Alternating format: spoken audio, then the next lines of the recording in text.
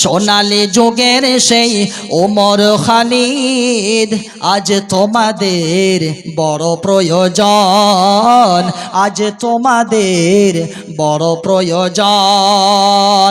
তোমাদের অভাবেই, আরে তোমাদের অভাবেই ধরণীতে আজ চলছে জালিমের নিপীড়ন,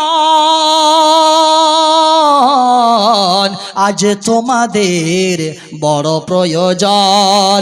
সোনালী দিনের সেই ওমর খালিদ, আজ তোমাদের বড় প্রয়োজন, আজ তোমাদের বড় প্রয়োজন। আমার ভাইরা, যারা খারাপ ধারণা করেন, একটা হাদিস শোনাচ্ছি।